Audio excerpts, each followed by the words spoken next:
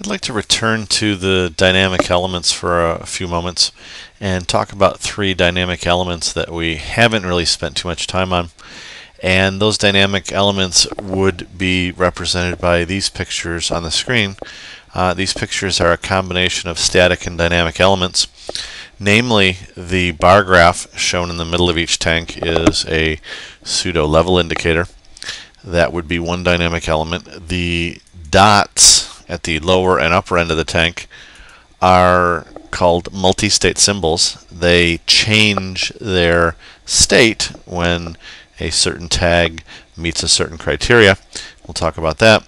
And toward the bottom are the actual tag values and timestamps, and those are referred to as dynamic values. So we're going to look at those dynamic elements in this section.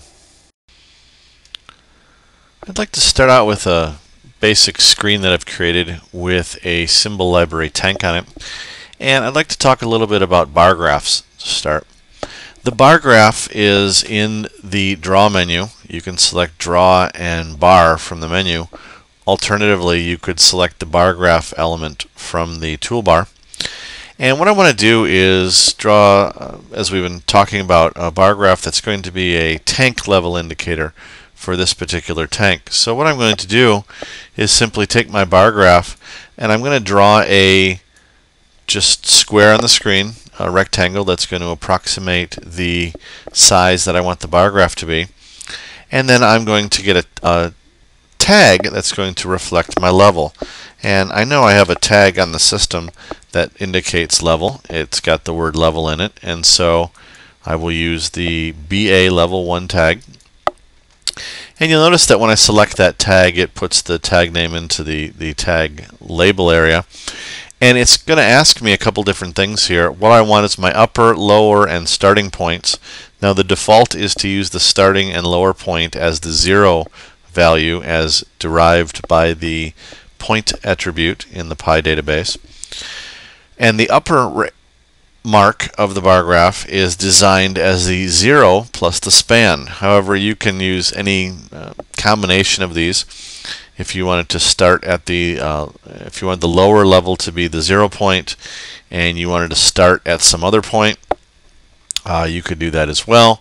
If you wanted the lower point to be the tag 0 minus the span, you could do that. And so there's a couple different combinations here. Since mine's a level indicator, I'm going to have it start from the bottom and rise up with the tag's value. And finally, under orientation, you can either select a vertical or horizontal bar as shown in the sample to the right. And since mine's a tank level indicator, I'll make the bar graph vertically oriented. And I'll click OK. And what you'll see is my level indicator. Now, it's a little bigger and wider than I wanted it to be, so I will adjust the size of it. And I'd like to change the colors of it. So while it's selected, I will select the color wheel from the toolbar, and I want the line around it to be a black line. I want the fill color to be red, and I'm going to leave the background as none, so that way the areas of the bar graph that don't show anything will simply pick up the background of the tank. Of course, if you wanted the background to be an alternate color, you could simply set a color for your background.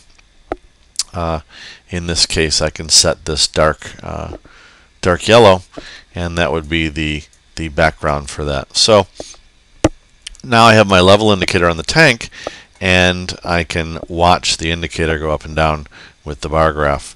Now, the one thing that the bar graph doesn't do is it doesn't label. You have no idea where the upper and lower limits are. So very often what people will do at this point is to take a text entry and write a little bit of text at the bottom.